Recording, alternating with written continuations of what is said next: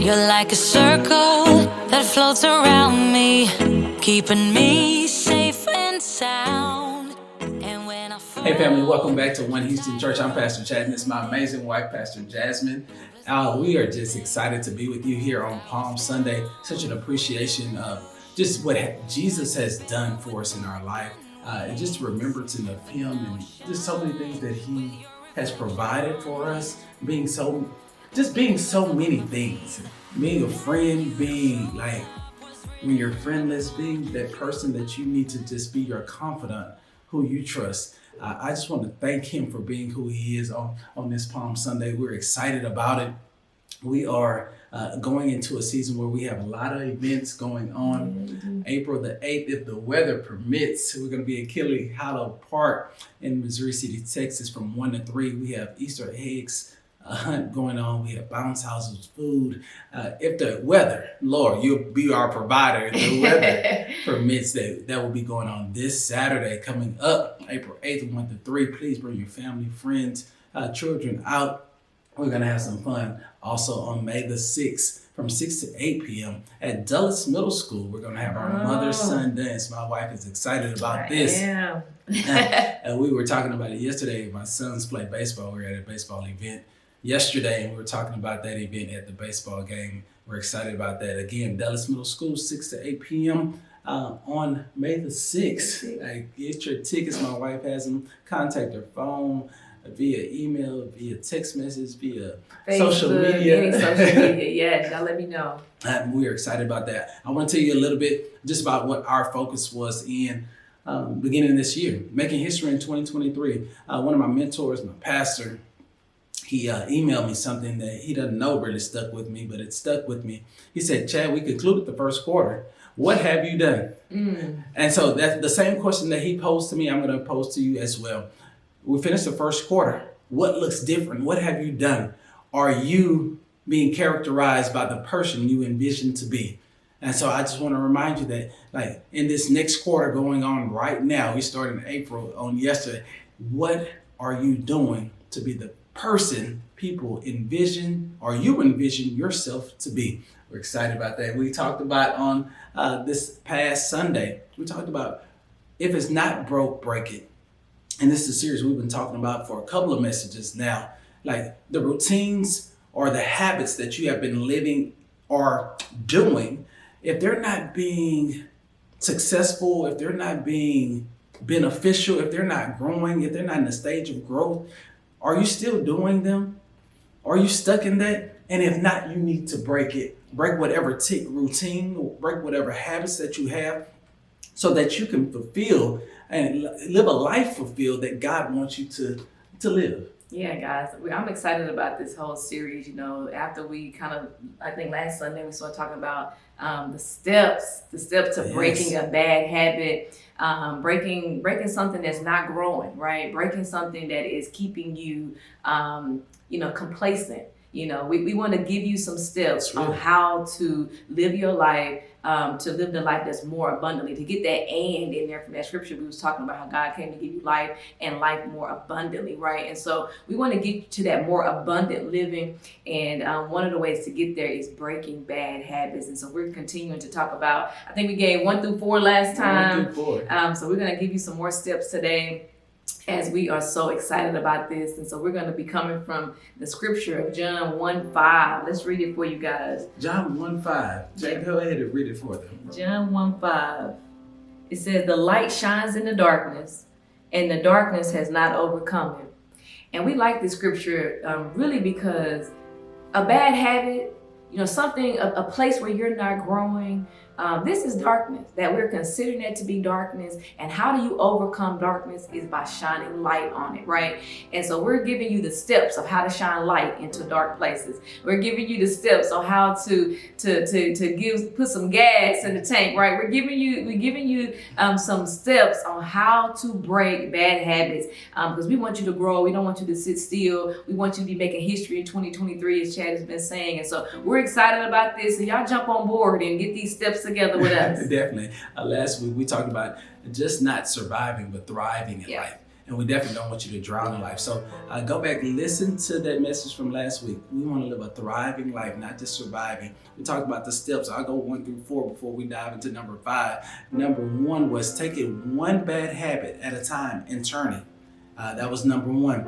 And then my wife always talks about this daily dig. Tackle it day by day, making sure that you're analyzing what's going on in your life so that it's fruitful to God. Number 3 was be open with your quit plans. You got to tell somebody what's going on. Be open with your quit plans and figure out if they on your team or not, helping you quit these negative habits that you have. Are they encouraging the negative habits? So you want to really look at that. And number 4 was break a bad habit with someone else.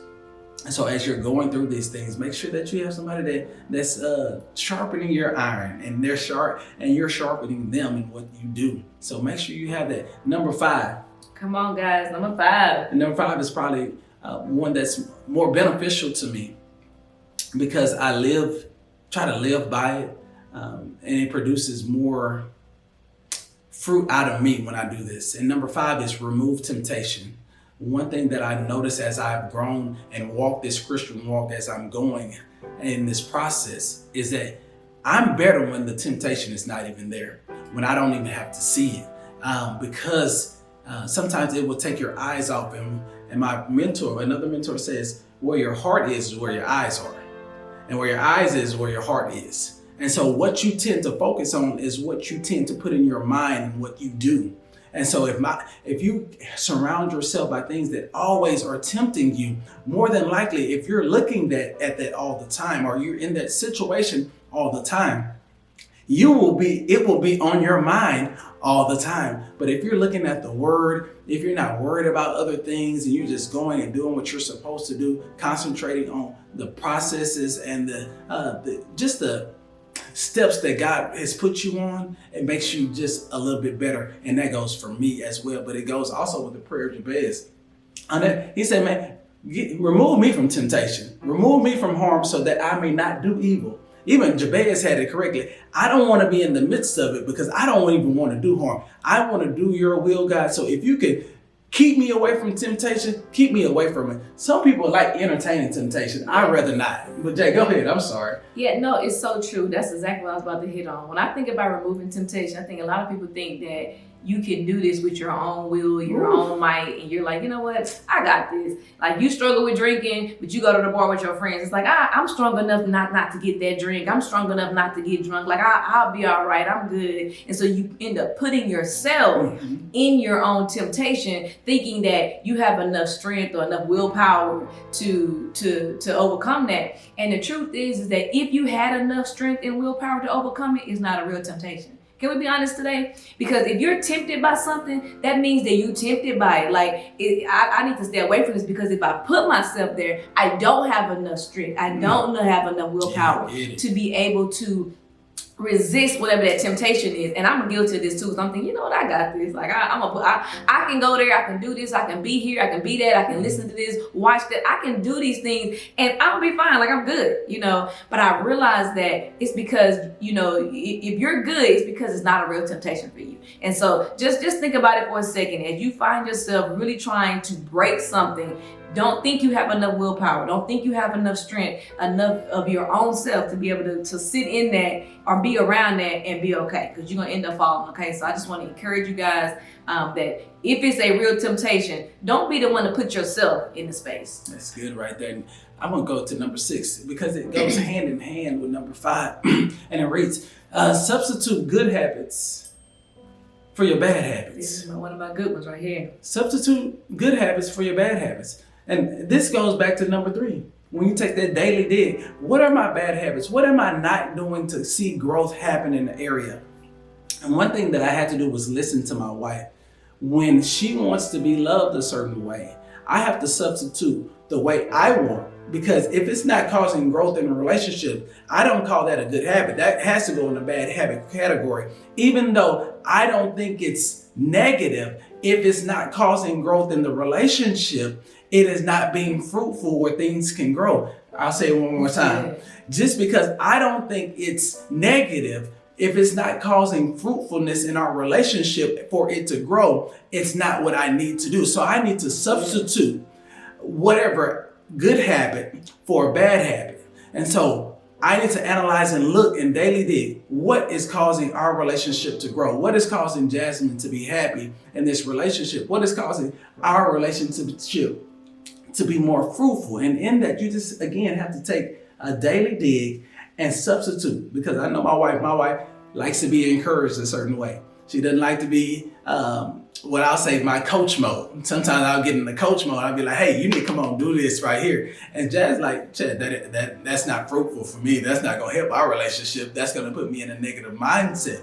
And so with her, I'll be like, hey, babe, can we do this together? Let's do this together so we can get this done so that we can make an impact where we need to make an impact. And that's so true, guys. I'm glad you went the relationship route with that, because that is so true. You know, a lot of us, when we think something isn't bad, you know, like this is not negative. And really, you're not looking at it correctly, because bad and negative, you're looking at growth and no growth. Is it going to produce something? And what is it? Oh, it's going to produce something, but is it going to produce something good, or is it going to produce something bad? Like, we're going to be fruitful or unfruitful. And that's a good way to look at that. I like the way you said that. And that's the same thing. Same thing the way, and you know, it is with just regular, like trying to live your life for God. When you find yourself, you got those bad habits, whatever it is, you started off great by saying, like, you got to find out what your bad habits are, right? So it's a daily dig. That's sitting down one day and getting honest and real with yourself and saying, these are the things that I know these are bad habits, and I know they are.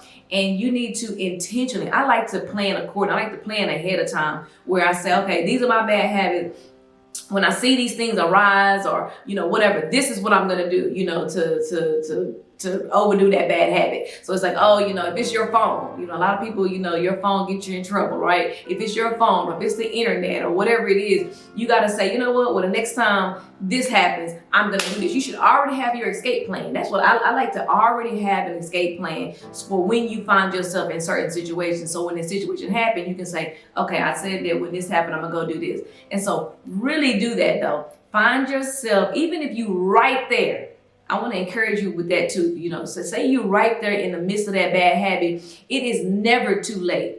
It's never too late to stop. It's never too late to turn around. It's never too late to do something different. So even if you're right in the midst of it, have enough courage, have enough strength to do, you know, have your escape plan to, you know, do something good, change your good behavior. That's good right there. Hey, let's go to the next one. The next one, all of these are going hand in hand. It says set regular habit reminders. So you want to set those good habits that you have, set regular reminders to keep your mind stayed on those habits. I like it in Proverbs. It said, lean not on your own understanding, in all your ways acknowledge him. And so He'll show you, hey, whenever you start getting into your own mindset, man, set a reminder. I need you to get right back into what is causing growth in your life. Don't get in the mindset where you start making decisions. It is a scary spot where you start excluding God in your decisions that you make on a daily basis. That's why it's so important to take the daily dig, because if you take the daily dig and start exposing those situations where you decided to be self instead of depending on God, you need to examine that right there and say, I need to put God in these decisions. Because sometimes a positive effect can happen instantaneously, but the long term of that situation you made can cause a negative impact. That's why it's so important to set regular reminders of just keeping focus on what God has for you. Proverbs 3:5, I believe, hey, keep your mind stayed on him. You want to make decisions, because sometimes I believe that in life, we'll make a decision and we'll go off ourselves, and in the moment, it will seem like a great decision. But 5-10 years down the line, where God sees, he says, that decision caused you more harm than good. It caused you a moment of satisfaction, but a long term of negative impact. So you want to make sure you set those reminders. Hey, I need to decide, is this going to cause growth in my life? Is this going to cause growth in my relationship? Because if not, it could cause a long-term effect that has more negative than good. Yeah, it's so true, guys. One of the things that I like to tell people all the time, and I actually got this from my husband, is when I think about setting a reminder, I'm thinking like putting an alarm in your phone that goes off, so I have all kind of alarms set in my phone. I really do, stuff for my relationship with Chad, that's trying to help me be a better wife for him, things that help me for Graham and all the stuff he got going on, and just my relationship with God. So if I know I want to make sure I read my Bible today, because my life get crazy, and I know your life do too. I got an alarm set that says, read your Bible when they go off.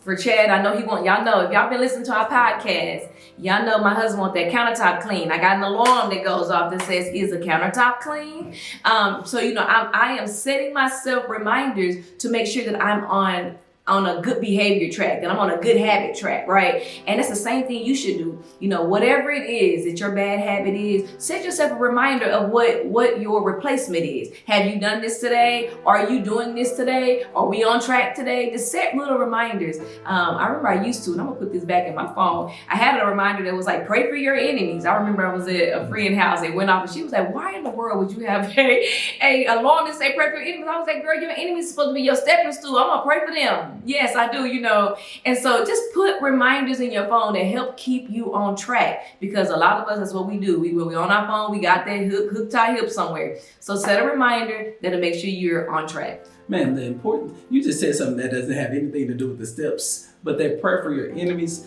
Sometimes you'll be in a situation, your enemies can cause you to go harder at a goal that God has put on your heart. Man, sometimes your enemy can do something that gets on your nerves, sir, but so that it can agitate you, Hannah, and make you pray like you've never prayed before. And so you got to be mindful of these just reminders. Like, man, I know there's some enemies. I know the adversary is out there.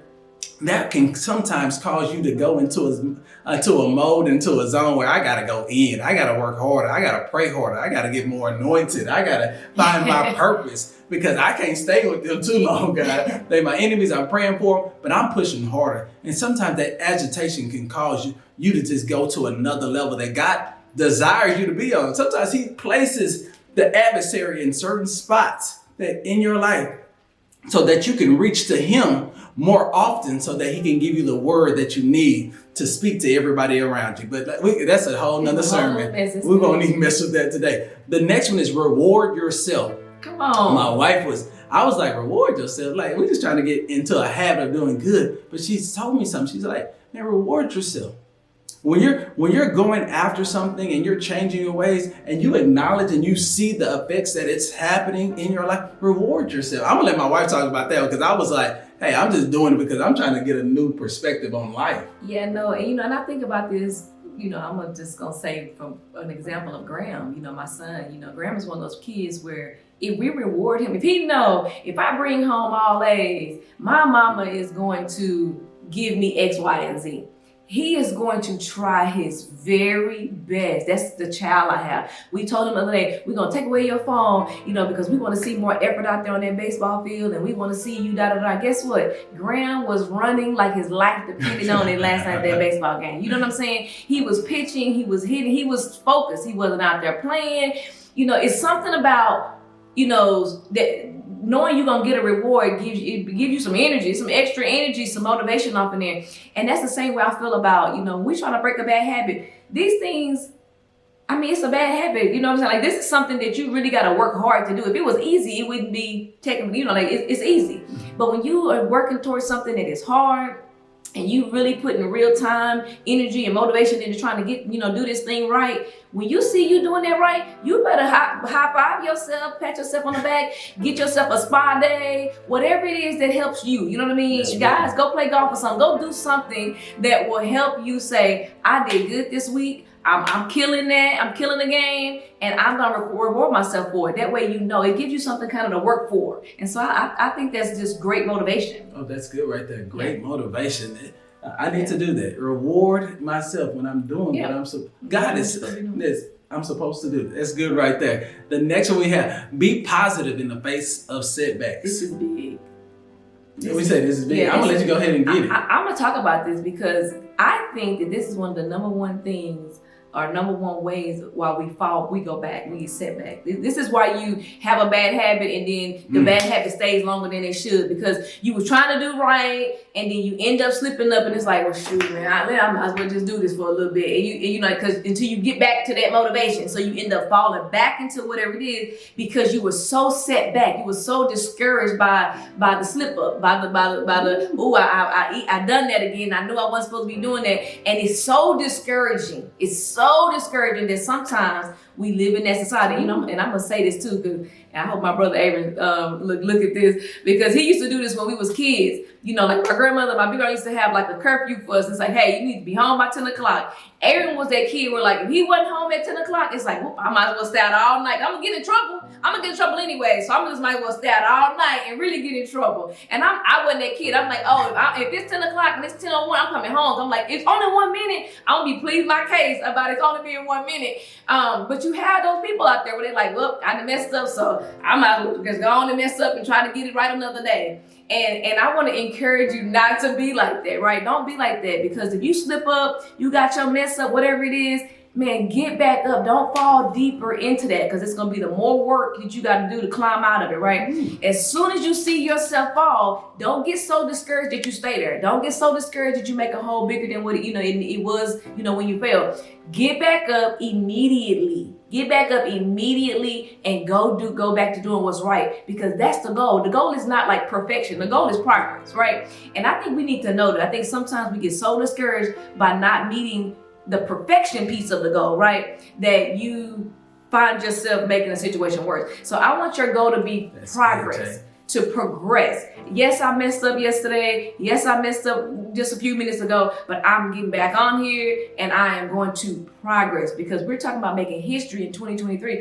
If you don't progress in 2023, you're going to find yourself still sitting in that bad habit, still sitting in that sin, still sitting in that, that complacency type of life. You're going to find yourself right there. You want to progress. Even if you messed up today, you still got an opportunity to do right tomorrow. So I just want to encourage you guys, don't get discouraged when you mess up. Get back up. Because the enemy wants to see you discouraged and just say you throw in a towel and just do whatever for right now until you find some more motivation. And who knows how long it'll be before you find more motivation. So just don't do that, guys. If you mess up, you mess up. It is what it is. You're not perfect. The goal is progress. Okay, so I just want to throw that out there. That's good right there. The enemy's goal is for... Let's say that one more time. I'm saying the enemy's goal is he wants you to be discouraged. He wants you to fall back into whatever that bad habit is. He wants that for you. I had to hear it again. Yeah, and when he wants that for you, then you need to be doing everything you can to go against what the adversary wants for you, right? The enemy, say it one more time. The enemy wants you to be discouraged. Yes, the enemy wants you to be discouraged. He wants you to fall back into to make those bad habits a lifestyle. He wants that for you. He doesn't want you to have that life and life more abundantly. That's not what he came to do, right? The enemy came to kill, steal, and destroy. And so that's what he wants for you. So anything that he can do that's going to motivate and encourage killing, stealing, and destroying, that's what he's going to do. And so just anytime you mess up and you just fall back into it and don't get back up and do what you know that God wants you to do, the enemy, he's happy with you. I wanted to repeat it again because the enemy wants you to be discouraged. And the enemy comes to kill, steal, and destroy. Don't get so upset. Don't get so discouraged where you can't be positive in certain what looks like setbacks. Man, somebody said a setback is getting you ready for a comeback. It's a setup for a comeback. But I'm gonna take it a step further. Don't allow a setback to encourage negative emotions or negative feelings towards God, because he didn't step in like you wanted to at that time. And I think that sometimes people will get a negative emotion or negative feelings towards God because why didn't you show up like I needed you to show up right here? God says, I'm just looking at can you continue to love God, be faithful to God, continue to pray to God in situations where he's not as vocal as you want him to be at that time. God says, all right, remind us of the story of Job, man, God, what are you doing to Job? It seems like you picking on Job. Actually, God volunteered Job. He said, adversary, enemy, Job, you can pick him. Can God trust you enough to say, hey, Jasmine, Chad, hey, the enemy's going to come after you. Can I trust you with what I've given you? And that's my connection to me. God says, can I trust you with my relationships when the setback comes? Can you continue to be positive? Can you continue to work these good habits that I have placed into your mind, into your heart, so that you can continue to be fruitful? At the end of the day, can you have the testimony that I want to give to my people that can save more lives? Man, that's so good. We got to get out of here, Jay. Last one. Main motivation reminder. I like this too. Main motivation reminder. Jay, take it away. Well, I'm gonna say this. A lot of people, you see it on Facebook, social media all the time. They like, man, my kids, that's the reason why I grind so hard. Everybody wanna know why I grind. My kids, my motivation. That's my why. That's my why, right? You gotta find your why to why you want to break this bad habit. What is your why? Mm-hmm. You know what? This is a bad habit. Why is that a bad habit? Why is it that you want to break this bad habit? And whatever that is, you got to have a constant reminder of that. Your kids, you come home to every single day, and that's a constant reminder of why you're going to get up and go to work in the morning. You got to pay these bills and make sure that, that they're able to do X, Y, and Z. And so that's a constant reminder. You don't have to make that up. You come home to that. You got to find a constant reminder for why, what's your why? What's the motivation to why you want to break that bad habit? So whatever it is, if you're somebody you're in a relationship and you got some bad habits to in that relationship, you need to be on a constant reminder of his happiness or her happiness or the fruitfulness of our marriage or whatever it is. You got to be on a constant reminder of that. So when the bad habit comes up, you're hit with your why. You got to be, and I think a lot of times the why is in the back of our head, and so we know we want to do right or whatever, but it's not a constant reminder. It's not like coming home to kids just right in your face, right? You have to find something that's right in your face. I don't know if you want to do a sticky notes everywhere, a reminder on your phone, your watch, or whatever. But you need something that is going to be, what is my main motivation? And have that come up to you, present itself constantly through your day. But when I think about these bad habits, guys, listen. We want you to shine light in the darkness. And when you shine light in the darkness, good things will come out of that. We want you to grow. We want you to not be complacent. We want you to thrive. These are the things we want for you guys. And so we want you to live that life and more abundantly.